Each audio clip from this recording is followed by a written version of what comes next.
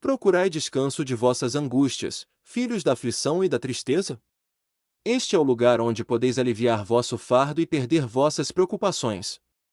Ó, filho da aflição e da miséria, esqueceríeis por um tempo vossas dores e pesares?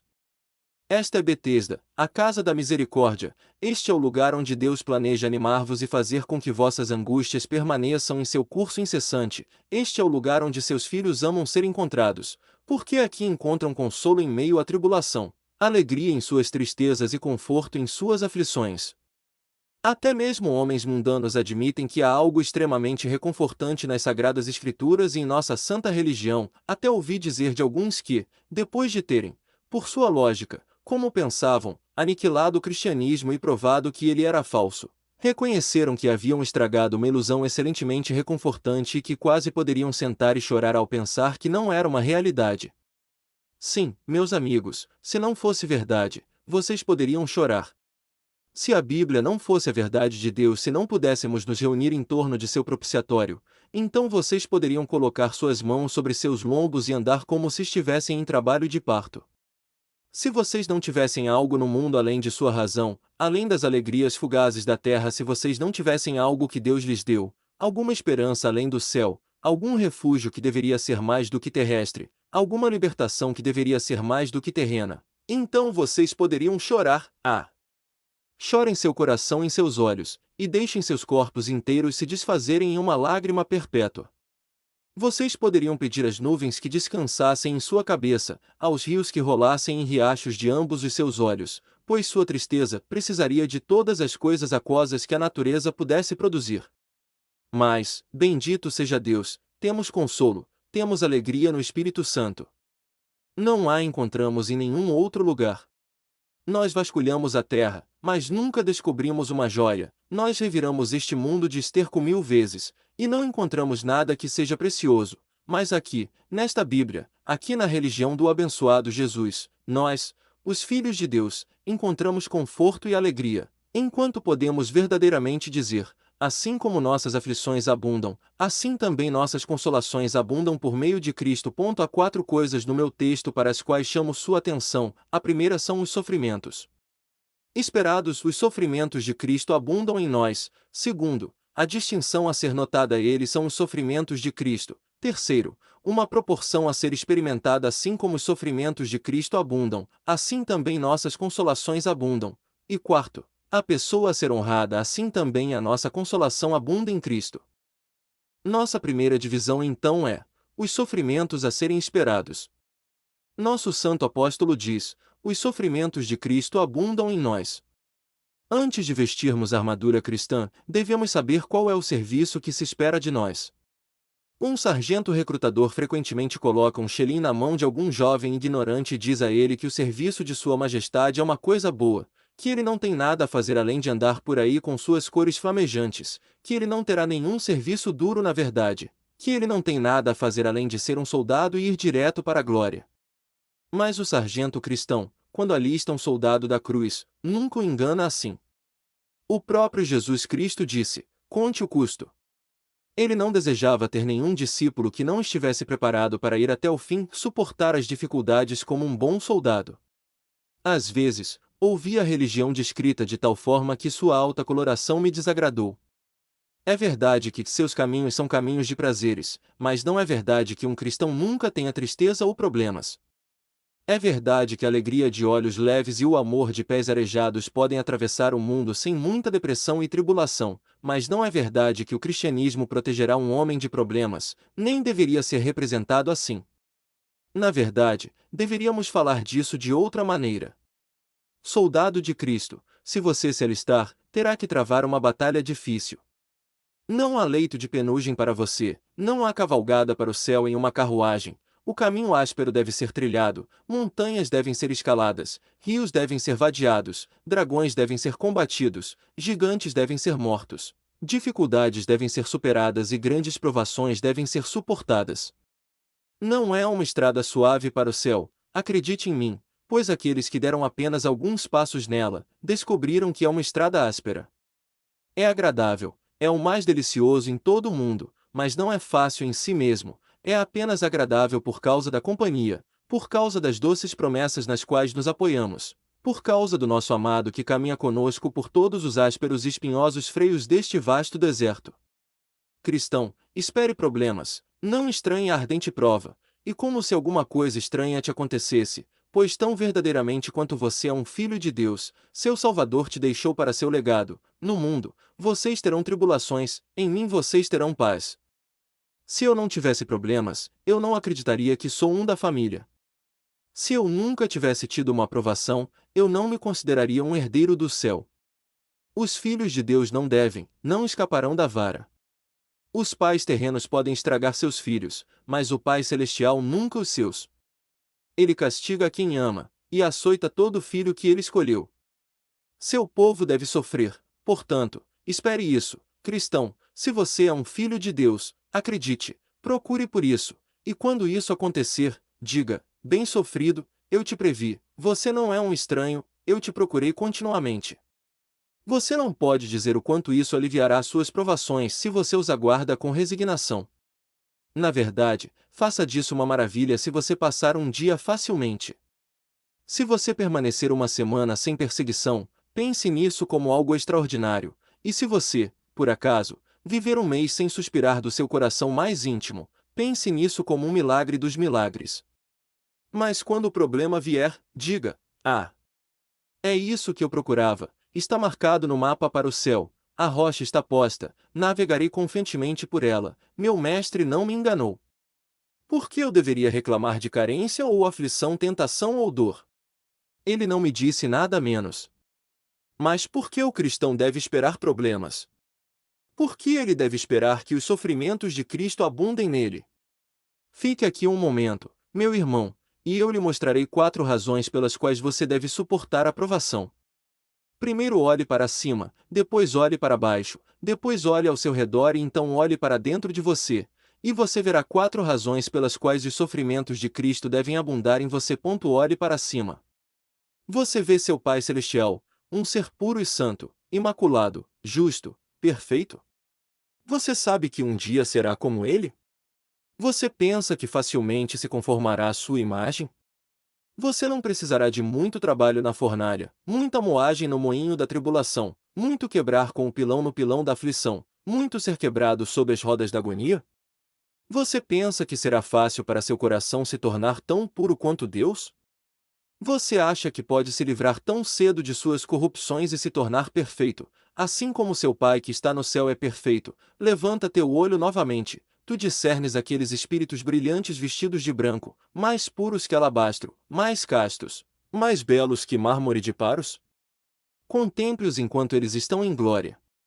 Pergunte-lhes de onde veio sua vitória. Alguns deles lhe dirão que nadaram em mares de sangue. Contemple as cicatrizes de honra em suas testas. Veja, alguns deles levantam suas mãos e lhe dizem que foram consumidos em fogo, enquanto outros foram mortos pela espada, despedaçados por feras selvagens, estavam destituídos, aflitos, atormentados.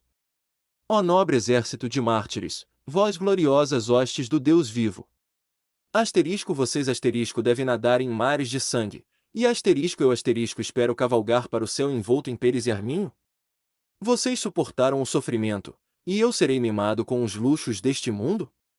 Vocês lutaram e então reinaram, e eu devo reinar sem batalha.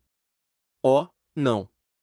Com a ajuda de Deus, espero que, assim como vocês sofreram tanto eu, e assim como por meio de muitas tribulações vocês entraram no reino dos céus, assim eu também entrarei. Em seguida, cristão, vire seus olhos para baixo. Você sabe quais inimigos você tem sob seus pés? Há o inferno e seus leões contra você. Você já foi um servo de Satanás, e nenhum rei perderá seus súditos de bom grado. Você acha que Satanás está satisfeito com você? Ora, você mudou seu país. Você já foi um servo suzerano de Apolion, mas agora você se tornou um bom soldado de Jesus Cristo, e você acha que o diabo está satisfeito com você? Eu lhe digo que não. Se você tivesse visto Satanás no momento em que se converteu, você teria contemplado uma cena maravilhosa. Assim que você entregou seu coração a Cristo, Satanás abriu suas asas de morcego. Ele voou para o inferno e, convocando todos os seus conselheiros, ele disse: Filhos do abismo, verdadeiros herdeiros das trevas, vocês que antes estavam vestidos de luz, mas que caíram comigo de altas dignidades, outro dos meus servos me abandonou, eu perdi outro da minha família, ele passou para o lado do Senhor dos Exércitos.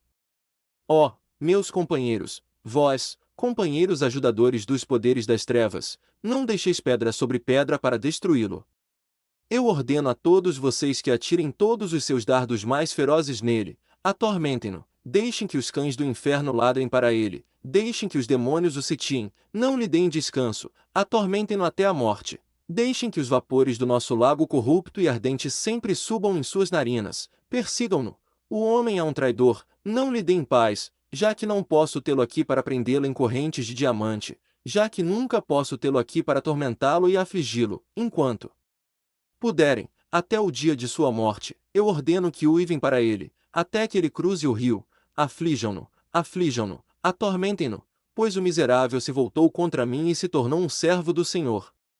Tal pode ter sido a cena no inferno, naquele mesmo dia em que você amou o Senhor. E você acha que Satanás te ama mais agora? Ah! Não! Ele sempre estará em você, pois seu inimigo, como um leão que ruge, anda em derredor buscando a quem possa devorar. Espere problemas, portanto, cristão, quando olhar para baixo de você. Então, homem de Deus, olhe ao seu redor. Não durma. Abra os olhos e olhe ao seu redor. Onde você está? Aquele homem é um amigo ao seu lado? Não, você está no país de um inimigo. Este é um mundo perverso. Metade das pessoas, suponho, professa ser irreligiosa, e aqueles que professam ser piedosos, muitas vezes não o são. Maldito é aquele que confia no homem e faz da carne o seu braço. Bem-aventurado aquele que confia no Senhor, e cuja esperança é o Senhor. Quanto aos homens de baixo grau, eles são vaidade, a voz da multidão não vale a pena ter, e quanto aos homens de alto grau, eles são uma mentira, o que é pior ainda. O mundo não é confiável, não é confiável. O verdadeiro cristão pisa sob seus pés, com tudo que a terra chama de bom ou grande. Olhe ao seu redor, meu irmão, você verá alguns bons corações, fortes e valentes, você verá algumas almas verdadeiras, sinceras e honestas, verás alguns amantes fiéis de Cristo, mas eu te digo, ó filho da luz, que onde encontrares um homem sincero, encontrarás 20 hipócritas, onde encontrares alguém que te levará ao céu, encontrarás uma vintena que te empurrará para o inferno. Estás numa terra de inimigos, não de amigos. Nunca acredites que o mundo é bom para muita coisa. Muitas pessoas queimaram os dedos ao se agarrarem a ele. Muitos homens foram feridos ao colocar a mão num ninho de cascavel ou mundo, pensando que os matizes deslumbrantes da serpente adormecida eram segurança contra o mal ao cristão. O mundo não é teu amigo. Se for, então não és amigo de Deus, pois aquele que é amigo do mundo é inimigo de Deus, e aquele que é desprezado pelos homens, é frequentemente amado por Jeová. Estás num país inimigo, homem, portanto, espera problemas, espera que o homem que come o teu pão levante o calcanhar contra ti, espere que você será afastado daqueles que te amam, tenha certeza de que, já que você está na terra do inimigo, você encontrará inimigos em todos os lugares. Quando você dormir, pense que você dorme no campo de batalha, quando você andar, acredite que há uma emboscada em cada cerca viva. Ó! Tome cuidado, este não é um mundo bom para fechar seus olhos. Olhe ao seu redor, homem, e quando você estiver na torre de vigia, conte com certeza que o problema virá ponto, mas então, olhe para dentro de você. Há um pequeno mundo aqui, o que é o bastante para nos dar problemas. Um romano disse uma vez que desejava ter uma janela para seu coração, para que todas as pessoas pudessem ver o que estava acontecendo lá. Estou muito feliz por não ter. Se tivesse, eu a fecharia tão bem quanto Apsley House costumava ser. Eu tomaria cuidado para ter todas as janelas fechadas. A maioria de nós teria grande necessidade de janelas se tivéssemos uma janela dessas.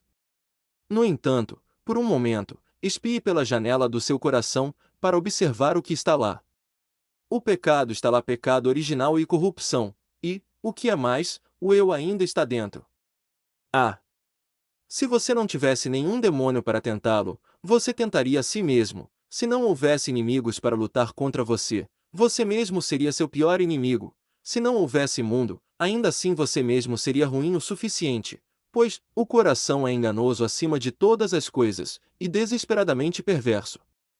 Olhe para dentro de você, crente, saiba que você carrega um câncer em seus órgãos vitais, que você carrega dentro de você uma bomba, pronta para explodir a menor faísca de tentação, saiba que você tem dentro do seu coração uma coisa má, uma víbora enrolada, pronta para picar você e lhe trazer problemas, dor e miséria indizíveis.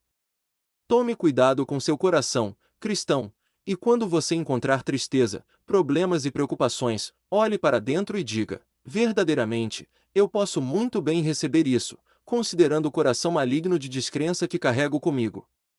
Agora você vê, irmão cristão? Não há esperança de escapar dos problemas. O que devemos fazer então? Não há chance para nós. Devemos suportar o sofrimento e a aflição, portanto, vamos suportá-los alegremente. Alguns de nós são os oficiais dos regimentos de Deus, e somos a marca de todos os fuzileiros do inimigo. De pé, temos que suportar todos os tiros. Que misericórdia é que nenhum dos oficiais de Deus jamais caia em batalha. Deus sempre os guarda. Quando as flechas voam rápido, o escudo da fé as pega todas, e quando o inimigo está mais irado, Deus fica mais satisfeito. Então, por mais que nos importemos, o mundo pode continuar, o diabo pode insultar, a carne pode se levantar, porque somos mais que vencedores por aquele que nos amou. Portanto, toda honra seja somente para Deus. Espere sofrimento, este é o nosso primeiro. Agora, em segundo lugar, há uma distinção a ser notada. Nossos sofrimentos são ditos como os sofrimentos de Cristo. Agora, o sofrimento em si não é uma evidência do cristianismo. Há muitas pessoas que têm provações e problemas que não são filhos de Deus. Ouvi algumas pessoas pobres e choronas virem e dizerem: eu sei que sou um filho de Deus. Porque estou em dívida, porque estou na pobreza, porque estou em apuros. Você realmente sabe? Conheço muitos *patifes* na mesma condição, e não acredito que você seja um filho de Deus mais porque você está em circunstâncias pobres. Há abundância que está em apuros e angústias além dos filhos de Deus. Não é o destino peculiar da família de Deus, e se eu não tivesse outra base para minha esperança como cristão, exceto minha experiência de provações, eu teria apenas uma base muito pobre de fato. Mas há uma distinção a ser notada. Esses sofrimentos são os sofrimentos de Cristo, ou não são? Um homem é desonesto e é preso por isso, um homem é um covarde, e os homens o assobiam por isso, um homem é insincero, e, portanto, as pessoas o evitam. No entanto, ele diz que é perseguido. Perseguido! De modo algum, isso lhe serve bem. Ele merece. Mas tais pessoas se confortarão com o pensamento de que são o querido povo de Deus, porque outras pessoas os evitam, quando acontece que eles simplesmente merecem. Eles não vivem como deveriam, portanto, o castigo do mundo é seu deserto. Tome cuidado, amado, que seus sofrimentos são os sofrimentos de Cristo, certifique-se de que não são seus próprios sofrimentos, pois se forem, você não obterá alívio. É somente quando são os sofrimentos de Jesus que podemos ter conforto. Bem, você diz, o que significa que nossos sofrimentos são os sofrimentos de Cristo? Você sabe que a palavra Cristo na Bíblia às vezes significa toda a igreja com Cristo, como em 1 Cor 12. 12, e várias outras passagens que não consigo lembrar agora, mas você se lembrará de uma escritura onde diz: eu preencho o que resta dos sofrimentos de Cristo, por amor ao seu corpo, que é a igreja. Agora, como Cristo, a cabeça, teve uma certa quantidade de sofrimento para suportar, então o corpo também deve ter um certo peso colocado sobre ele. Nossas aflições são os sofrimentos de Cristo místico, os sofrimentos do corpo de Cristo, os sofrimentos da igreja de Cristo, pois você sabe que se um homem pudesse ser tão alto a ponto de ter sua cabeça no céu e seus pés no fundo do mar, seria o mesmo corpo, e a cabeça sentiria os sofrimentos dos pés. Então, embora minha cabeça esteja no céu, e eu esteja na terra, minhas tristezas são as tristezas de Cristo, minhas provações são as provações de Cristo, minhas aflições, ele sofre, sinto em meu coração todos os teus suspiros e gemidos, pois tu estás mais perto de mim, minha carne e meus ossos, em todas as tuas angústias, tua cabeça sente a dor, no entanto, todas são muito necessárias, nenhuma é em vão. As provações de um verdadeiro cristão são tanto os sofrimentos de Cristo quanto as agonias do Calvário. Ainda assim você diz, queremos discernir se nossos problemas são as provações de Cristo. Bem, elas são as provações de Cristo, se você sofre por amor a Cristo. Se você é chamado a suportar dificuldades por amor à verdade, então esses são os sofrimentos de Cristo.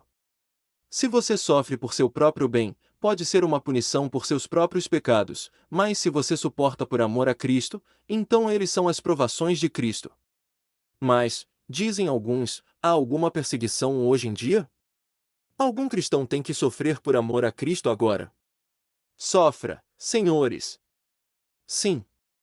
Eu poderia contar uma história esta manhã, se quisesse, de intolerância insuportável, de perseguição quase tão ruim quanto aquela nos dias de Maria, só que nossos inimigos não têm o poder e a lei do seu lado. Eu poderia lhe contar sobre alguns que, pelo simples fato de escolherem vir e ouvir esse jovem mapa desprezado, esse sujeito delirante, devem ser vistos como a escória de todas as coisas. Muitas são as pessoas que vêm a mim, que têm que levar uma vida miserável e infeliz, simplesmente porque dos meus lábios ouviram a palavra da verdade.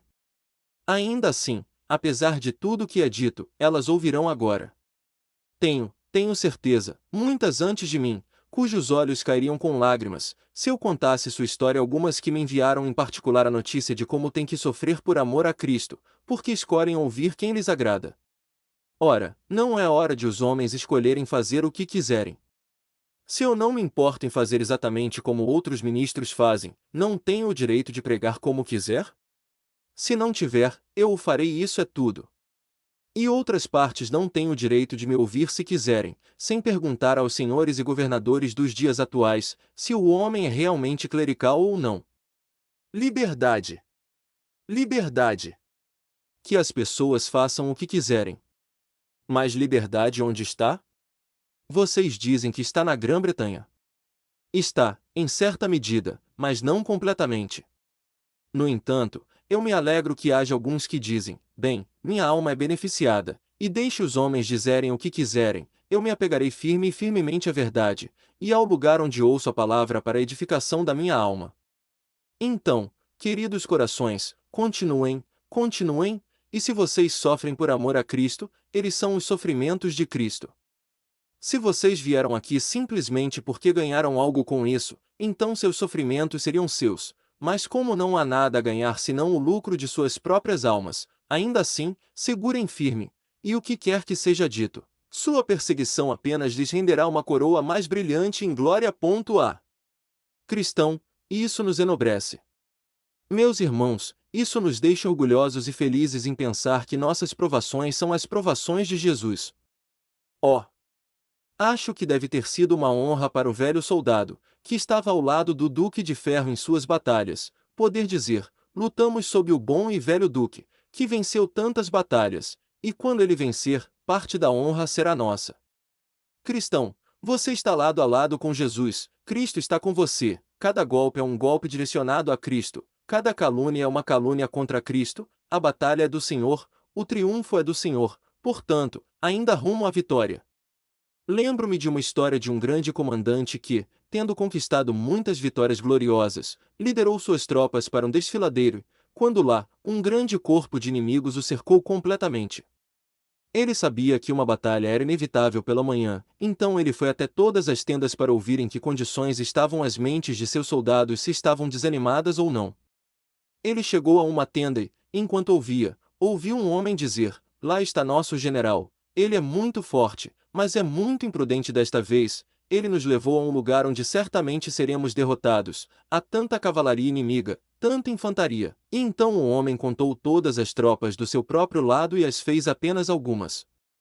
Então o comandante, depois de ouvir a história, gentilmente afastou uma parte da tenda e disse, quantos você me conta? Você contou a infantaria e a cavalaria, mas quantos você me conta eu, seu poderoso capitão, que conquistou tantas vitórias? Agora, cristão, eu digo, quantos você conta a Cristo? Quantos você o coloca para baixo? Você o colocou para baixo como um? Ele não é um, nem 1000, ele é o chefe entre 10.000. Mas ele é mais do que isso. Ó! coloque-o para baixo como uma figura alta, e quando você contar seus auxílios e ajudantes, coloque Cristo como tudo em todos, pois nele a vitória é segura. Nosso terceiro ponto certo triunfo é uma proporção a ser experimentada.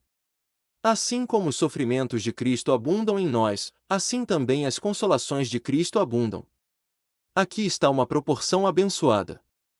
Deus sempre mantém um par de balanças, neste lado ele coloca as provações de seu povo e naquele ele coloca suas consolações. Quando a balança das provações está quase vazia, você sempre encontrará a balança da consolação quase na mesma condição, e quando a balança das provações está cheia, você encontrará a balança da consolação tão pesada, pois assim como os sofrimentos de Cristo abundam em nós, assim também a consolação abundará por Cristo. Esta é uma questão de pura experiência. Alguns de vocês não sabem nada sobre isso. Vocês não são cristãos, vocês não nasceram de novo, vocês não são convertidos, vocês são não regenerados e, portanto, vocês nunca perceberam esta maravilhosa proporção entre os sofrimentos e as consolações de um Filho de Deus. Oh! É misterioso que, quando as nuvens negras se reúnem mais, a luz dentro de nós é sempre a mais brilhante. Quando a noite cai e a tempestade está chegando, o capitão celestial está sempre mais perto de sua tripulação. É uma coisa abençoada, quando estamos mais abatidos, então é que somos mais elevados pelas consolações de Cristo. Deixe-me mostrar como o ponto. A primeira razão é porque as provações abrem mais espaço para a consolação. Não há nada que faça um homem ter um grande coração como uma grande provação. Eu sempre acho que pessoas pequenas e miseráveis, cujos corações são do tamanho de um grão de mostarda, nunca tiveram muito para testá-las. Eu descobri que aquelas pessoas que não têm simpatia por seus semelhantes, que nunca choram pelas tristezas dos outros, muito raramente tiveram suas próprias aflições. Grandes corações só podem ser feitos por grandes problemas. A pá de problemas cava o reservatório de conforto mais fundo e abre mais espaço para a consolação. Deus entra em nosso coração, ele o encontra cheio, ele começa a quebrar nossos confortos e a torná-lo vazio, então há mais espaço para a graça. Quanto mais humilde um homem se deita, mais conforto ele sempre terá. Lembro-me de caminhar com um lavrador um dia, um homem que era profundamente instruído, embora fosse um lavrador, e realmente lavradores seriam pregadores muito melhores do que muitos cavalheiros universitários, e ele me disse: "Pode confiar, meu bom irmão. Se você ou eu chegarmos 1 centímetro acima do solo, chegaremos apenas 1 centímetro acima demais." Acredito que seja verdade, pois quanto mais baixo estivermos, mais perto do solo estaremos. Quanto mais nossos problemas nos humilharem, mais aptos seremos para receber conforto, e Deus sempre nos dá conforto quando estamos mais aptos para isso. Essa é uma das razões pelas quais os consolos aumentam na mesma proporção que nossas provações. Então, novamente, os problemas exercitam nossas graças, e o próprio exercício de nossas graças tende a nos tornar mais confortáveis e felizes. Onde as chuvas caem mais, lá a grama é mais verde. Suponho que as neblinas e brumas da Irlanda tornam a Ilha Esmeralda, e onde quer que você encontre grandes neblinas de problemas e brumas de tristeza, você sempre encontra corações verde esmeralda, cheios do belo verdor do conforto e amor de Deus.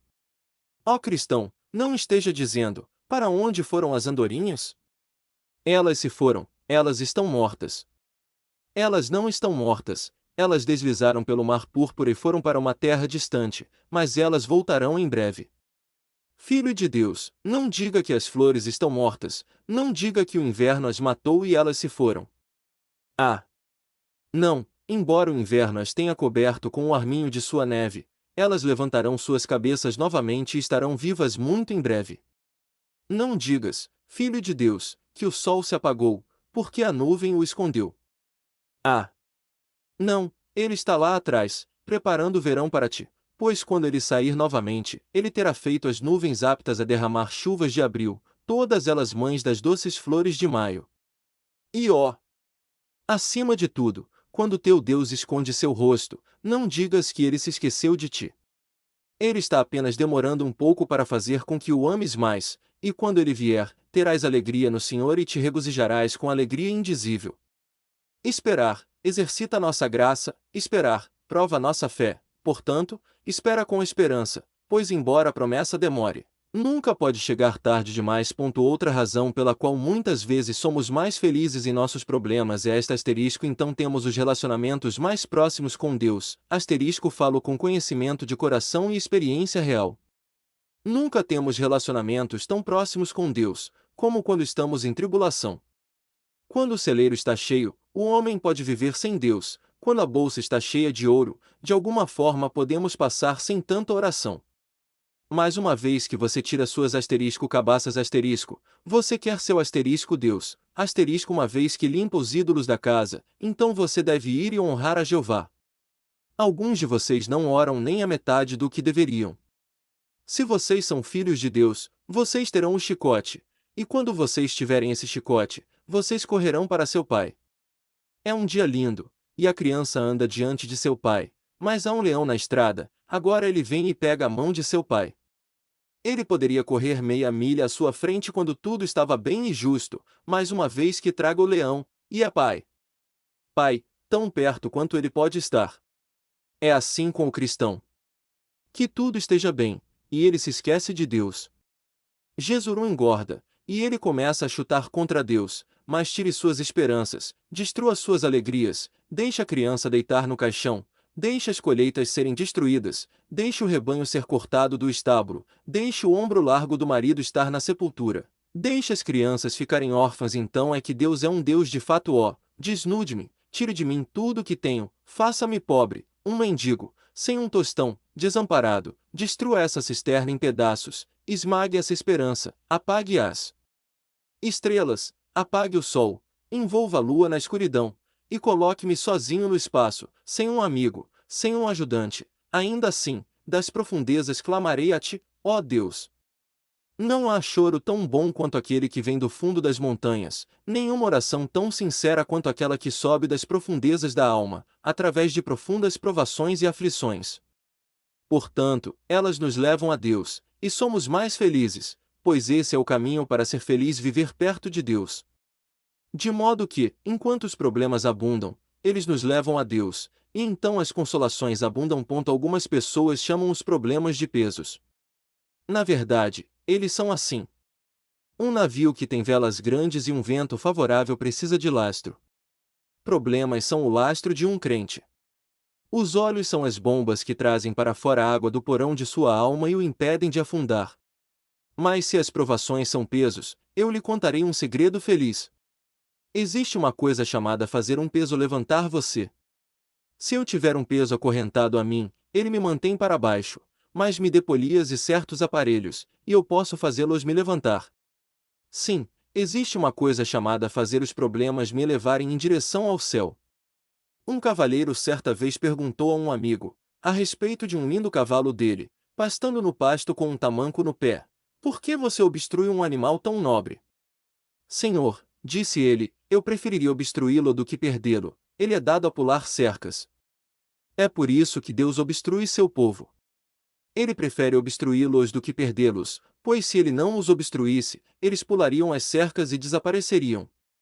Eles querem uma corda para impedir que se desviem, e seu Deus os amarra com aflições, para mantê-los perto dele, para preservá-los e tê-los em sua presença. Fato abençoado: assim como nossos problemas abundam, nossas consolações também abundam. Agora encerramos com nosso último ponto, e que o Espírito Santo mais uma vez me fortaleça para falar uma ou duas palavras a vocês. Há uma pessoa a ser honrada. É um fato que os cristãos podem se alegrar em profunda angústia, é uma verdade que os colocou na prisão, e eles ainda cantarão, como muitos pássaros, eles cantam melhor em suas gaiolas. É verdade que quando as ondas rolam sobre eles, suas almas nunca afundam. É verdade que eles têm uma flutuabilidade sobre eles que mantém suas cabeças sempre acima da água e os ajuda a cantar na noite escura, escura: "Deus ainda está comigo." Mas a quem daremos a honra? A quem a glória será dada? Ó, a Jesus, pois o texto diz que é tudo por Jesus. Não é porque sou cristão que tenho alegria em meus problemas, não necessariamente, nem sempre é o fato de que os problemas trazem suas consolações, mas é Cristo que vem a mim. Estou doente em meu quarto, Cristo sobe as escadas, senta-se ao lado da minha cama e fala palavras doces para mim. Estou morrendo, as águas geladas do Jordão tocaram meu pé, sinto meu sangue estagnar e congelar. Devo morrer. Cristo coloca seus braços em volta de mim e diz: Não tema, amado, morrer é ser abençoado. As águas da morte têm sua fonte no céu. Elas não são amargas, são doces como néctar, pois fluem do trono de Deus. Eu ando na corrente, as ondas se juntam ao meu redor, sinto que meu coração e minha carne falham, mas há a mesma voz em meus ouvidos: Não tema, eu estou contigo. Não te assombres, eu sou teu Deus. Agora, chego às fronteiras do infinito desconhecido, aquele país de cuja fronteira nenhum viajante retorna. Fico quase assustado ao entrar no reino das sombras, mas uma voz doce diz: Eu estarei contigo aonde quer que vás. Se fizeres tua cama no Hades, eu estarei contigo. E eu ainda sigo em frente, contente em morrer, pois Jesus me anima, ele é meu consolo e minha esperança. Ah! Vós que não conheceis esse nome incomparável, Jesus, perdestes a nota mais doce que alguma vez pode dar melodia. Ah! Vós que nunca fostes encantados pelo precioso soneto contido naquela única palavra Jesus, vós que não sabeis que Jesus significa, ISU, eu vos alívio, vós perdestes a alegria e o conforto de vossas vidas, e deveis viver miseráveis e infelizes. Mas o cristão pode regozijar-se, pois Cristo nunca o abandonará, nunca o deixará, mas estará com ele. Uma palavra ou duas para os personagens primeiro. Tenho uma palavra com vocês que estão esperando problemas e estão muito tristes porque estão ansiosos por eles. Sigam o conselho das pessoas comuns e nunca atravessem uma ponte até chegarem a ela. Sigam meu conselho, nunca tragam seus problemas para mais perto do que eles estão, pois eles certamente cairão sobre vocês em breve. Sei que muitas pessoas se preocupam com suas provações antes que elas venham. Qual é a vantagem disso? Se vocês me mostrarem algum benefício nisso, eu direi para continuarem, mas para mim parece bastante que o pai coloque a vara sobre a criança sem que a criança se castigue. Por que vocês deveriam fazer isso? Vocês, que têm medo de problemas, por que deveriam ser assim? A provação pode nunca alcançá-los, e se ela vier, a força virá com ela. Portanto, levante-se, homem, que está sentado gemendo, por causa de pressentimentos. A religião nunca foi projetada para tornar nossos prazeres menores. Fora de ti! Para cima! Para cima! Por que você vai se sentar e ficar congelado até a morte? Quando o problema vier, então lute contra ele, com coração viril e forte, mergulhe na corrente, equipado como você é, e nade através dela, mas não tenha medo antes que ela venha. Então, cristão em apuros, tenho uma palavra a dizer a ti. Então, meu irmão, tu estás em apuros, entraste nas ondas da aflição, não é? Não é estranho, irmão? Já estiveste lá muitas vezes antes. Ah, mas dizes tu, este é o pior que já tive. Cheguei aqui esta manhã com uma pedra de moinho em volta do meu pescoço, tenho uma mina de chumbo no meu coração, estou miserável, estou infeliz, estou extremamente abatido. Bem, mas irmão, à medida que teus problemas abundam, assim será teu consolo. Irmão, penduraste tua harpa nos salgueiros? Estou feliz que não tenhas quebrado a harpa completamente. É melhor pendurá-la nos salgueiros do que quebrá-la, certifique-se de não quebrá-la. Em vez de ficar angustiado com teu problema, alegra-te com ele, tu então honrarás a Deus, tu glorificarás a Cristo, tu trarás pecadores a Jesus, se tu cantares nas profundezas dos problemas, pois então eles dirão: deve haver algo na religião, afinal, caso contrário o homem não seria tão feliz. Então uma palavra com você que está quase levado ao desespero. Eu estenderia minhas mãos, se pudesse, esta manhã, pois acredito que um pregador deve ser um briareus, com 1000 mãos para buscar seus ouvintes, um por um, e falar com eles. Há um homem aqui bastante desesperado, quase toda a esperança se foi. Irmão, devo lhe dizer o que fazer? Você caiu do convés principal, está no mar, as enchentes o cercam, parece não ter esperança, você se agarra a palhas, o que você fará agora? Fazer? Por que deitar no mar de problemas e flutuar sobre ele? Fique quieto e saiba que Deus é Deus, e você nunca perecerá. Todos os seus chutes e lutas o afundarão mais profundamente, mas fique quieto, pois eis que o barco salva-vidas vem, Cristo está vindo em seu auxílio, em breve ele o livrará e o tirará de todas as suas perplexidades. Por fim, alguns de vocês não têm interesse algum neste sermão.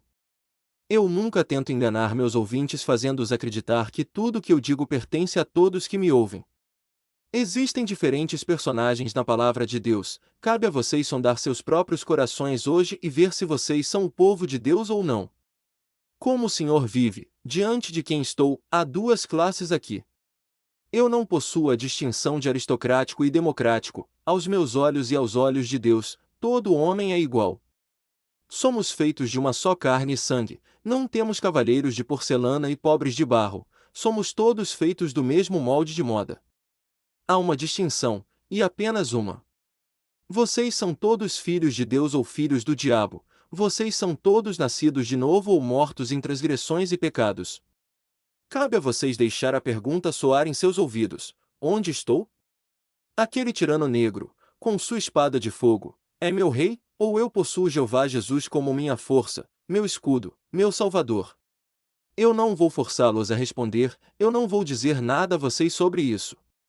Apenas respondam vocês mesmos, deixem seus corações falarem, deixem suas almas falarem. Tudo o que eu posso fazer é propor a pergunta. Deus a aplique às suas almas. Eu imploro a Ele para mandá-la para casa, e fazer a flecha cravar firme: Jesus é meu.